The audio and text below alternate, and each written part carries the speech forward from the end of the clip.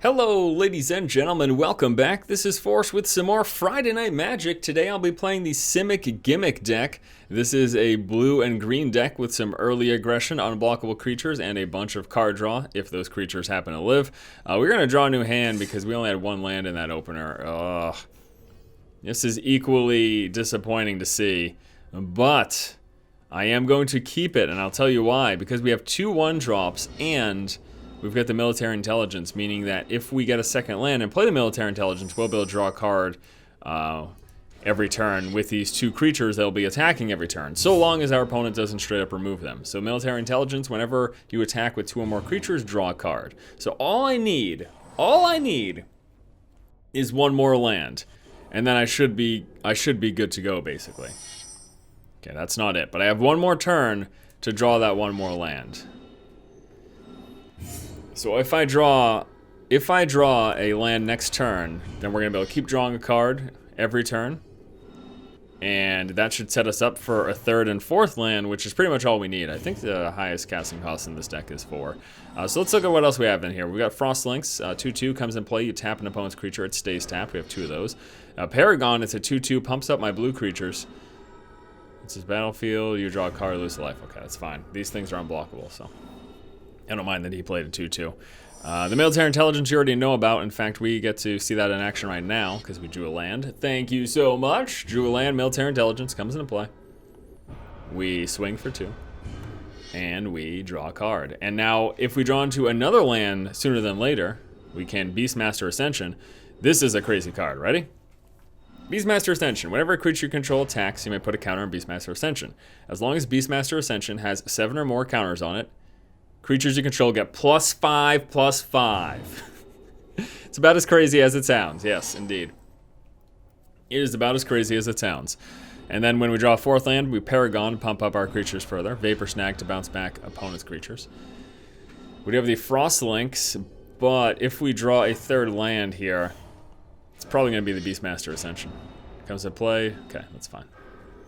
Yeah, I don't know. I might want to tap his creatures. This is getting kind of scary here.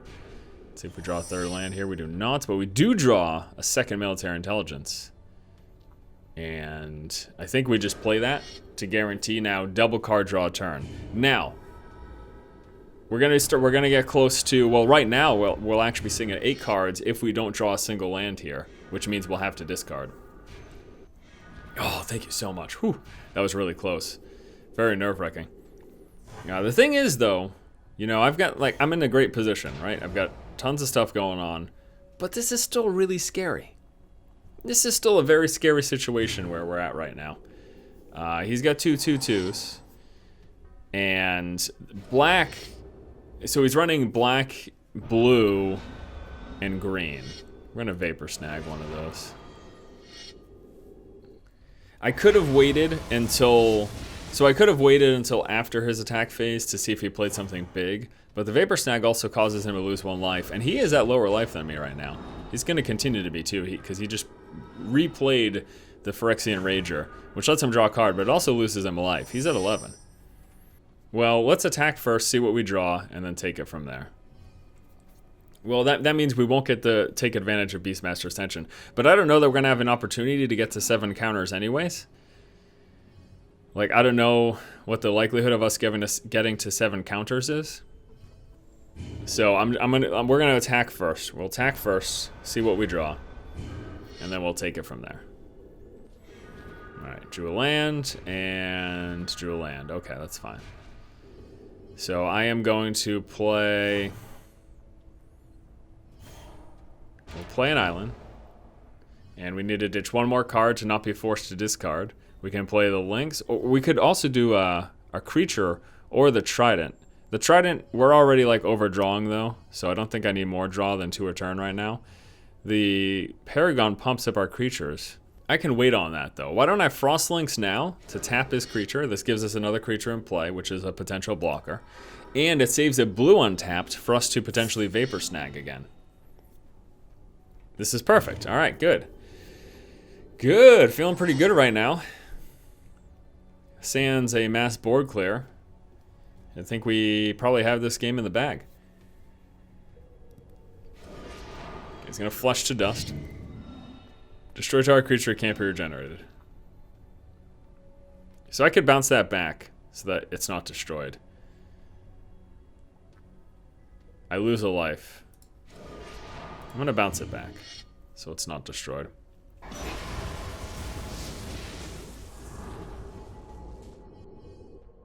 So that's a defensive use of the Vapor Snag as opposed to an offensive use, obviously. Alright, Cloudfin Raptor. This is good. We're going to Cloudfin Raptor. We are going to... I think I know what I want to do. Frostlinks and Shorestalker. But let's attack first, see what we draw. He's going to block... He's going to block our 2-2 with his 2-2 just because he's so low. He really basically can't afford to not block at this point. So he takes one. We still get the 2 card draws because that happens before blockers are declared and whatever. We already played a land this turn, so we can't do that. Could play this to pump up our dudes. But what I'm going to do first, this turn, I'm going to go Shorestalker because this is our evolved creature. He gets pumped up whenever a creature with power toughness greater than him comes into the battlefield under my control. So we play that, and then we play another creature that has power greater than him. And then we tap that, so he's going to get pumped up again. And then next turn, we can play the Paragon and potentially swing for the victory. Paragon's going to pump all these guys up 1-1. 2 of these are unblockable, so that'll be 4. That'll be 5, 6, 7 unless he plays a flyer. And unless he plays another creature, he won't be able to block the Frostlinks, so he'll be dead. If he plays no creature right now, he's dead. Or, you know, he could also... Return target card from the graveyard to your hand. Exile. Okay. Unless he plays a 1-1 right now. See, he probably doesn't know he's dead because on the board he sees 2, 4, 5, 6, which is not enough for the victory. But what he does not know is that we have the Paragon. So we're gonna play Paragon. Comes into play. Pumps up our blue creatures, and then we attack. And Mad Joe has been replaced by the AI. Oh, come on. This happens like every friggin' game of... It's unbelievable. I don't know. So many people. So many people leave the game. Everyone leaves the game. Oh, whatever. We win. And for game number 2, we do have the Cloudfin Raptor, but no 2-drop and only 1 land. So let's draw a new hand. This is okay. It's not great, I'm not gonna lie, but it's okay. And we'll go with okay over the first hand and over a potential 6-card hand if we mulliganed again, which would potentially not be okay. So we've got 2 of these. This is sort of the same setup as the first game. We have 2 of the Triton Shorestalkers plus the Military Intelligence. The problem here, though, is that we can't play this turn 1 because instead of a blue, we've got the Guild Gate. Which comes into play tapped, unfortunately. Oh, no. Yep. Oh, boy. Okay. So, he's probably going to be running pretty aggressive here. Or, you know, he'll take 7 years to pass the turn. One or the other. He's going to be running pretty aggressive based on... Oh, my God. This hand is so... 1 blue mana would make this so much better. But we're going to be like a couple of turns behind now. I mean, I guess technically we're only 1 turn behind. But that's snowballs, essentially. Because instead of getting the Cloudfin Raptor in play last turn, and then following it up with a Shorestalker, and then following it up with a Military Intelligence, now we're 1 step behind. He's got this extra 1 damage against us. And then he could try to snowball his advantage. So he's going to attack us with a 1-1. It's got lifelink, so we lose a life, he gains a life, he's up at 21. We're shoveling against the tide, too, in this matchup, because lifelink. And we're not going to be killing that creature anytime soon, because honestly, this deck has no hard removal. We've got bounce, but nothing to straight up just get rid of a card. Oh, he's just like all life gain. There's a Lone Missionary comes into play, he gains 4 life, he's up to 25. I'm not liking the look of this, my friends. I am not liking the look of this. This is, alleviating some of the pain we feel. It's not perfect, but it's something. Because we have 2 drops this turn, and this means, so long as everything stays in play, We're gonna be drawing some cards next turn. Well, one card to be exact. I mean, who knows if these things stay in play and we can get our card draw engine going and we can throw down the Paragon, we could push back that life gain that he's started off with here. Oh, he's running white-black. Okay, so I'm assuming he's running the... he's got a few things that you can do. There's an enchantment that whenever you gain 4 life a turn, you put a 4/4 angel in play, which is crazy. I mean, there's all sorts of nuts stuff that he can do. I'm gonna play this. And for this, I'd like to tap. There we go. Military intelligence. Okay. So military intelligence comes into play. We do that pre-combat, so as to be able to draw a card. And actually, why don't I actually go ahead and play this to pump him up, to give us that extra damage. So he triggers the evolve because he has more life than he does, or power toughness. And then we swing for 3. We get to draw a card. We draw a land. Now, this is where it's starting to look okay for us here. Because next turn, we can Paragon. Next turn, we can Paragon and swing for 3, 4, 5. We've got our 0/4 to be used as a blocker. Whenever you gain a life, gain twice that life instead. Yeah, he's definitely probably running the enchantments too, if I were to venture a guess. So now he attacks with that because he will gain 2 life. He should attack with both. It would get damaged through. Now he just damages my 0/4. He still gains the life regardless though. So he does 1 damage to my creature. He gains 2 life because of the Faith Mender. All right. So now we can Paragon. And I'm going to do this solely for the extra damage right now. Paragon comes into play, pumps those guys up. And I could attack with a 1/5, but I am not going to. Why not? It does me no good. It doesn't do anything beneficial for me. I mean, he could... Yeah, I don't know. I guess it wouldn't have hurt me much either, but... Beastmaster Ascension! Uh-oh! Boy, if we can get that in play and start triggering those counters. Now, we also have the Frostlinks. Keep in mind, though, white-black, there's removal in both colors, actually. Black and white have removal. White more often has, like, an exile option, but black has hard removal as available cards, as options. Uh-oh. Whenever you gain life, target opponent loses that much life. Okay, so he's setting up for his Wombo combo. So he's going to attack us with this. Actually, he might not because we have Fatal for... We have damage to kill his thing, so... I wouldn't be surprised if he actually didn't attack. And attacking with this is not a bad idea. I can block it from doing damage to me. Does this have lifelink itself? Yes, it does. I can't kill that, though, so there's no sense in me double blocking. But I will block it with my 1/5. So they deal 1 damage to each other. He gains 2 life. I lose 2 life because of his enchantment. Man, oh man. Now, the Beastmaster Ascension is going to let us double Beastmaster Ascension. That's hilarious. Why don't we go a Beastmaster? I'm doing this pre-combat because I want to trigger those things. What I will do, though, is hold off on playing the Shore Stalker until after I draw. And we will attack. If I attack with all 3... Yeah, because then I can attack with 4 creatures next turn, and they'll get pumped up. So we attack. So this gives us 3 counters on him now. Well, we draw a card. Gets 3 counters. Now, if we attack with 4 creatures next turn, it gets 4 counters, and then all my creatures get pumped up.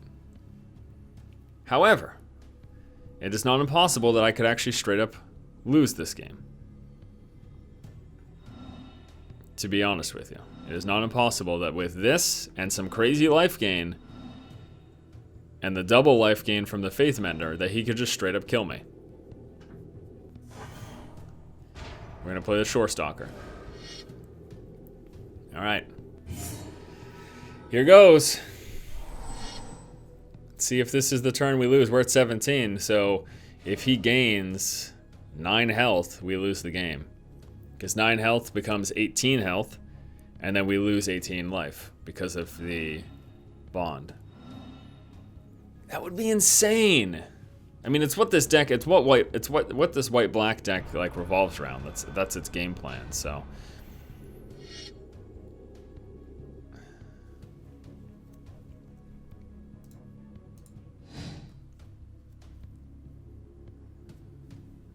just the one. Well,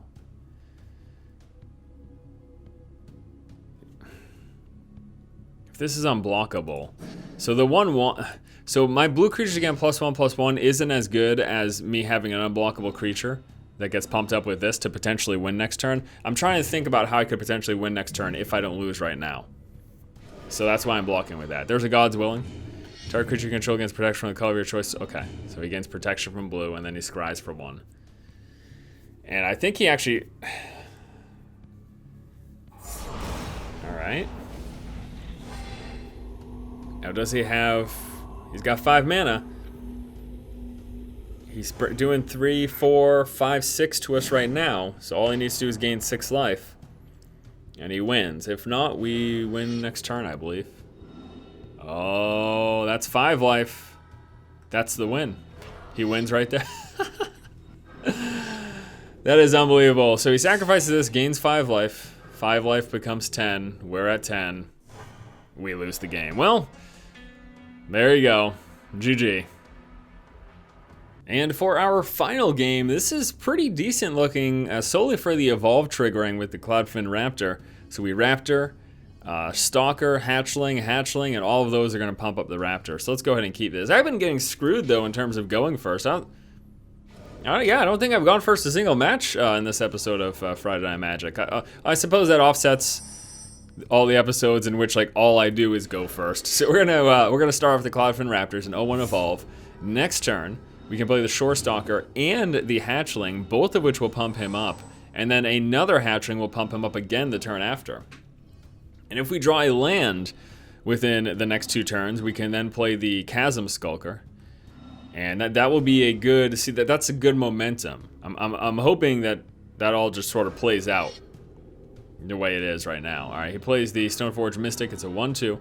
Enters the battlefield, search your library for an equipment card, reveal it, put it into your hand, then shuffle your library. He gets the Darksteel Axe, indestructible, gives the creature +2/+L. And then what he can do is he can tap 2, put an equipment from his hand into the battlefield. Now, he's not going to be able to block this. Oh, the intelligence is going to let us start drawing cards off, and that's going to happen next turn, actually. But what we will be doing this turn is what we talked about prior. We will be doing the Shore Stalker. Comes into play. Evolve, pumps up our Raptor. And then we play the Hatchling. Comes into play. He has toughness greater than the Hatchling. Evolve, pumps him up. And then we can attack for 2. All right. So this is going to bring him down to 18. And next turn, we could Military Intelligence. And if we draw into a land, well, I need to draw into a land first to pump up the Hatchling pre-combat, or pump up the Cloudfin Raptor pre-combat. It doesn't, I suppose it doesn't really matter that much if we do a pre-combat. All right, this is a Squadron Hawk, so now he's got blockers for my flying creature. But he does not have blockers for the Shore Stalker because it's unblockable. The thing with Squadron Hawk is he can get all of them. It comes into play, all right? You search your library for any card named Squadron Hawk, and you can put it in your hand. So anyone who runs Squadron Hawk runs 4 of them. It's an unbelievable card. It's so good. It's really insane, actually. All right, so what we do this turn... Actually, do we go with the Chasm Skulker now? That way he gets really big. I think we go with the Chasm Skulker now. I'm going to play him as a 1/1. And then what will happen is next turn he'll get pumped up when we draw a card, and then he'll get pumped up again with the Military Intelligence. So we'll attack with these. He's likely to block my 2/3, or he may block my 2/3 because he's actually, oh, he's going to wait. I see what he's doing. Because he can pump that up coming up. So he can do this, or any one of it. He's running an equipment deck, so any one of his other equipments he can pump up the Squadron Hawk. He's going to Frostlinks, what he's going to tap. He's going to tap our flyer, okay. This puts me in a strange position. Actually, I can attack with my 0-4, so that's fine. Although, he won't have enough damage. Yes, he will. He will have enough damage to kill the Skulker. So there is that. And then we go...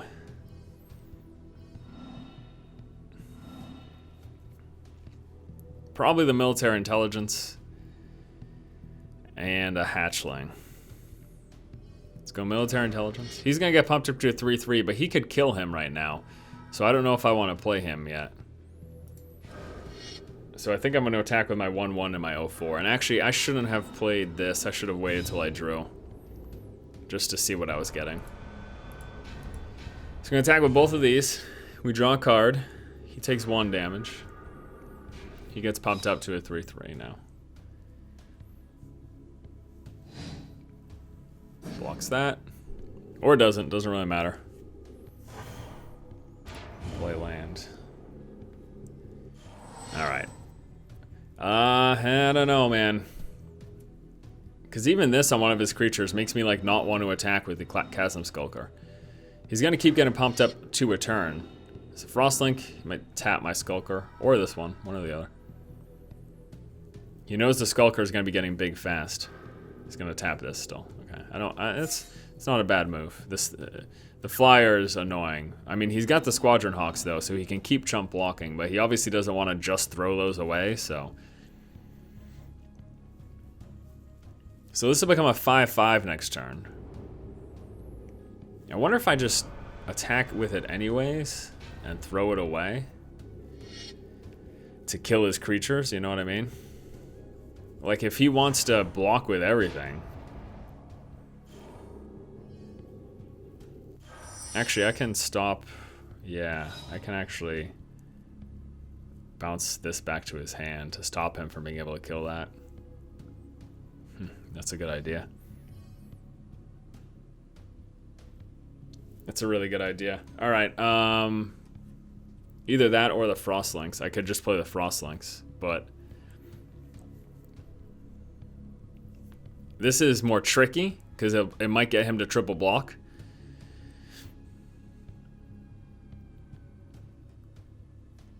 Play the Spire Tracer too. But we can wait for that. We don't need to do that right now. So let's move into combat. Let's attack. We're at least attacking with the unblockable. Let's also attack with this.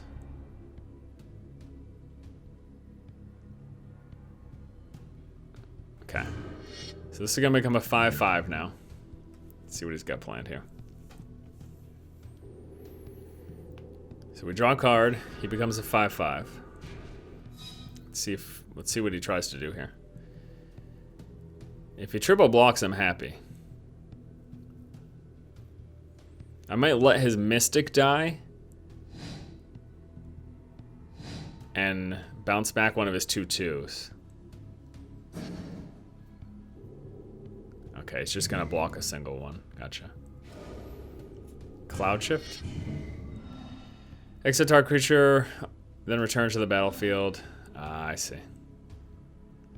Good play. Alright. So he's gonna bounce his creature back. It comes back into play. He gets to choose the tap effect again. Gonna do this. We are going to... Actually, why don't we play the Lynx? I mean, he doesn't have anything super threatening right now. That's the thing. I guess we'll just do this. So we'll play the Lynx, and I'm gonna tap this so that he can't use its effect. So this makes it so he won't actually... Yeah, okay, that makes it so that he can't use his effect, because it won't untap during his untap step. This is kind of a crazy game.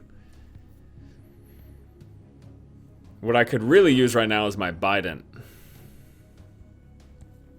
So he's gonna throw the axe on one of his creatures. Looks like it's his flyer. I'll probably just take the 3. I don't know that I want to bounce that back right now. And we're going to be hitting him for a lot coming up here, actually. Plays a Squadron Hawk, alright. I might bounce that so he doesn't have a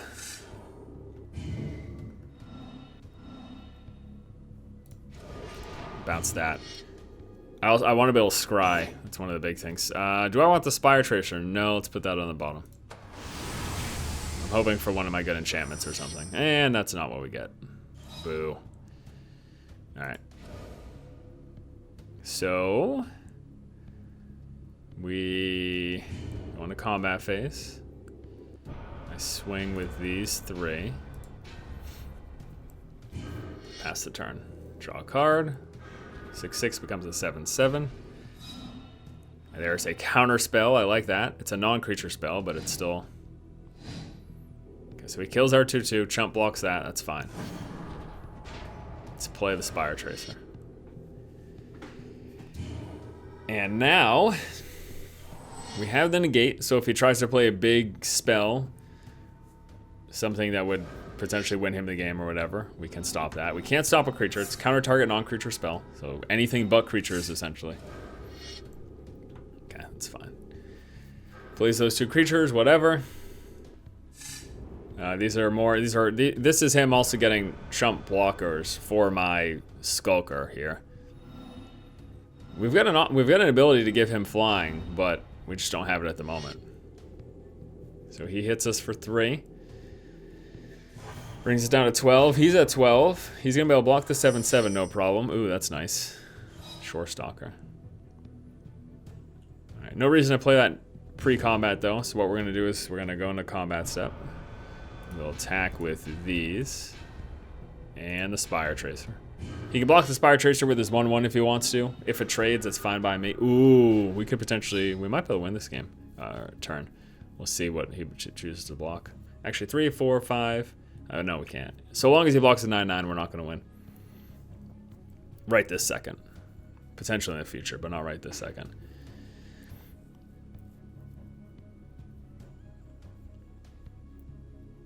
So, okay, yeah, blocks that with a ground creature. Blocks our 3, 4. No.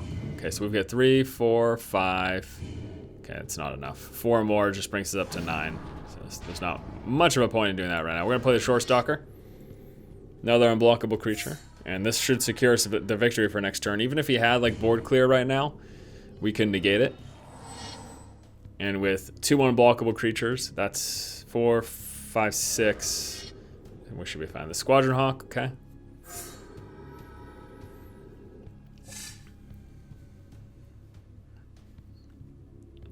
Fine by me. Our 2 unblockables. Ah, the Prosecutor has been replaced by AI. Literally everyone leaves the game. I kid you, everyone leaves the game. All the time. All the time. No one feels like staying when they lose. I don't blame them. Honestly, in paper Magic, if you know you're gonna lose, normally what happens is you just say scoop. That means I'm done, you know, that's it. But here, people just straight up leave. It just feels, it's fine, whatever. It just seems like literally every single match, we have someone leave the game. That's how it feels. Maybe that is even the case. Has this some, I don't even know, whatever.